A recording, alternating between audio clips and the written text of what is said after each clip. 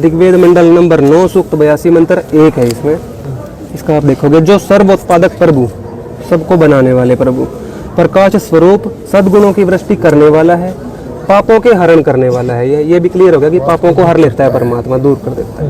वह राजीव, राजा के समान दर्शनीय है, मतलब परमात्मा साकार हो गया सिद्ध, बिल्कुल राजा के समान दर्शनीय है। वह पृथ्वी आदि लोकांतरों के चारों ओर शब्दायमान हो रहा है। वह वर्णीय पुरुष को, जो दृढ़ भक्त है, उनको पवित्र करता हुआ प्राप्त होता है। जो पृथ्वी पर अच्छी भक्ति करते हैं, परमात्मा खुद आके उनको मिलते हैं। जैसे गरीबदास जी महाराज, रविदास जी थे, मीराबाई थी, नानक जी थे, बहुत भक्तों को परमात्मा कलयुग में भी मिले।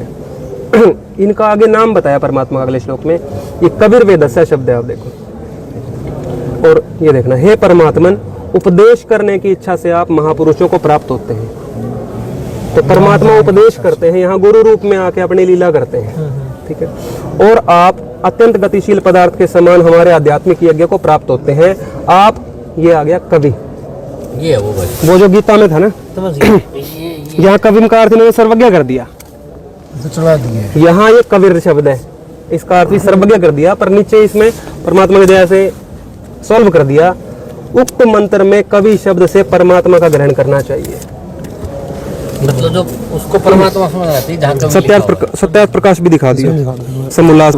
राजा के समान दर्शनीय है, तो बिल्कुल क्लियर हो गया। राजा के समान तो निराकार तो रहे ही नहीं, बिल्कुल साकार हो गया।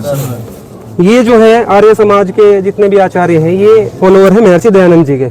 इन्होंने भी अपने सत्यार्थ प्रकाश, इनकी पुस्तक है, इसमें प्रथम समुल्लास में यही बताया है कि परमात्मा ने क्या क्या नाम वेदों में दिए हैं।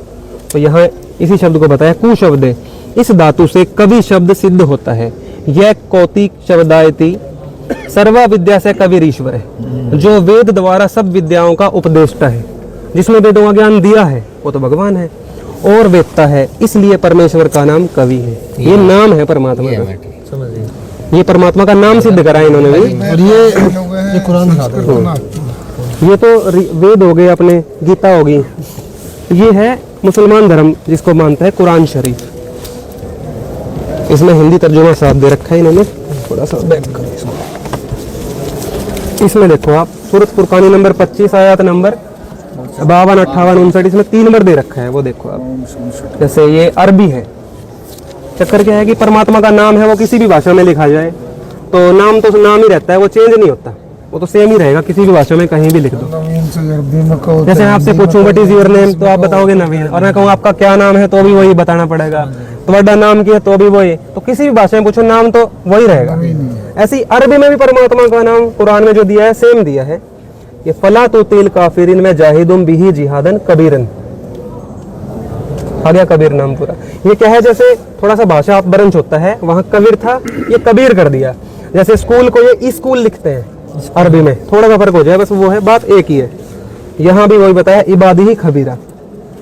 अब यहाँ पे गुण भी बताया परमात्मा के इस वाले श्लोक में, जिसने आसमानों और जमीन और जो कुछ उनके बीच में है सबको 6 दिन में पैदा किया, फिर वो तख्त पर जा विराजा। और जैसे मुसलमान मानते हैं कि परमात्मा बेजून है, निराकार है, पर यहाँ पे साफ लिखा है वो राजा की तरह अपने तख्त पर बैठता है। तो यहाँ भी क्लियर हो गया, और नाम भी यहाँ क्लियर हो गया, वो इबादी है, जिसकी इबादत करनी है, पूजा करनी है, वो कबीर है। शॉर्टकट में अपना सिंहासन परमात्मा का। और हाँ, ये आदि श्री गुरु ग्रंथ साहिब होगी जो आप जिसका जिक्र कर रहे थे, ठीक है, वो ये आदि श्री गुरु ग्रंथ साहिब है।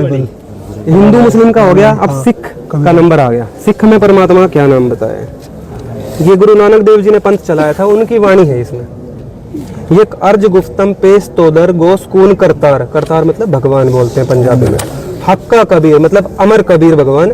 करीम दयालु, तू बेऐब परवरदिगार, परवरदिगार भी भगवान, और बेऐब मतलब निर्विकार परमात्मा, इसमें कोई ऐब कोई बुराई ना हो, वो ऐब है, वो बिना ऐब का है, उनको बुराई नहीं हो, तो वो परमात्मा। तो हिंदू मुस्लिम,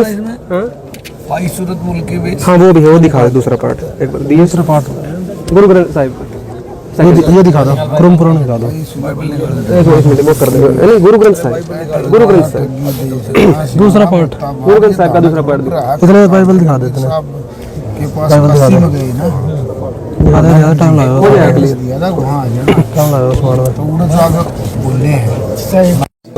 ये हमारे 18 पुराणों में से एक है। आप न्यू कह दो, मैंने देखा है।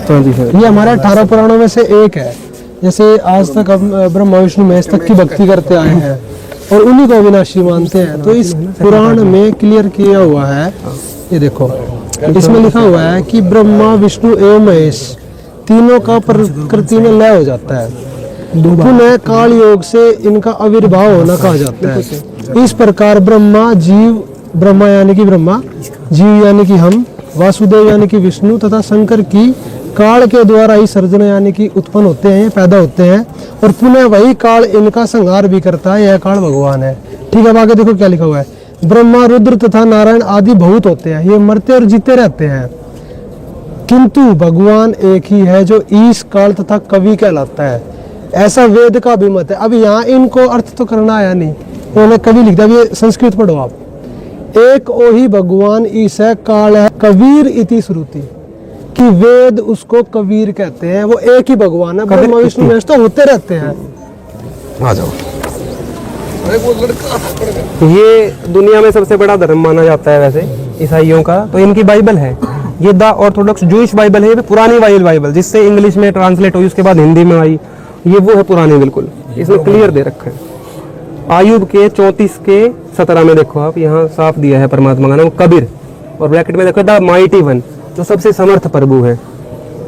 24 में भी यहाँ कबीरिम द माइटी मैन, सबसे समर्थ प्रभु, और 36 के 5 में तो बिल्कुल क्लियर कर दिया, C L is Kabir. L का मतलब होता है भगवानों का भगवान, देवों का देव जिसको बोलते हैं, सबसे बड़ा भगवान, तो वो कबीर है। ये इसमें भी यही नाम दिया हुआ है परमात्मा का।